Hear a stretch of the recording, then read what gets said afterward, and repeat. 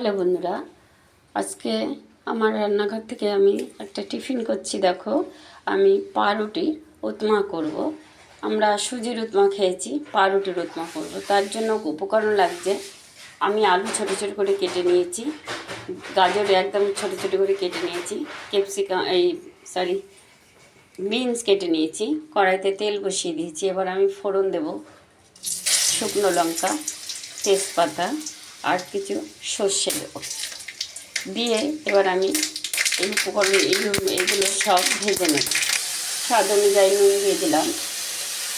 তোমরা চাইলে কারি পাতা ফোড়ন দিতে পারো। আমি কারি পাতা দিলেই এবার এটাকে ভালো করে আমি ভেজে নেব ঢাকা দিয়ে। তারপরে পাউরুটিটা অবশ্যই লাগবে, পাউরুটিটা আমি চৌকো চৌকো করে কেটে নিচ্ছি। এখন আমি টমেটোটা দিয়ে দেবো। তোমরা চাইলে পেঁয়াজ দিতে পারো।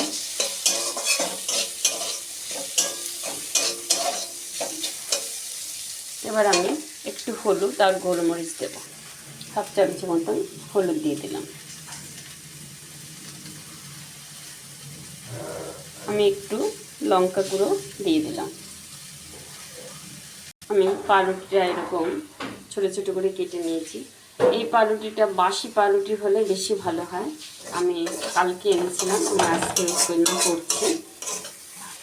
আমি গোলমরিচ দিয়ে দিয়েছি এক চামচি। এবার ভালো করে এটার সাথে মিশিয়ে নেব, নিয়ে তবে আমি পাউরুটিটা দিয়ে দেবো। এবার আমি পাউরুটিগুলো দিয়ে দেবো, একটু হাত দিয়ে ভেঙে দেবো একটু, তাহলে বেশ খেতে ভালো লাগবে, দেখতেও সুন্দর লাগে।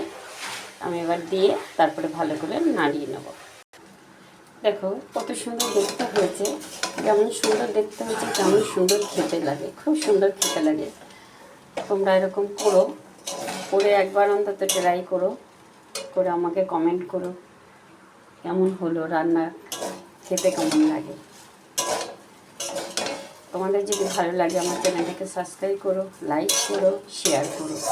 আমি চেষ্টা করি তোমাদের মনের মতন কিছু করার। আমি ঘরোয়া পদ্ধতিতে সব কিছু করি। এবার আমি ঢেলে নেব। তারপর কত সুন্দর লাগছে দেখতে। আমার চ্যানেলটাকে সাবস্ক্রাইব করো।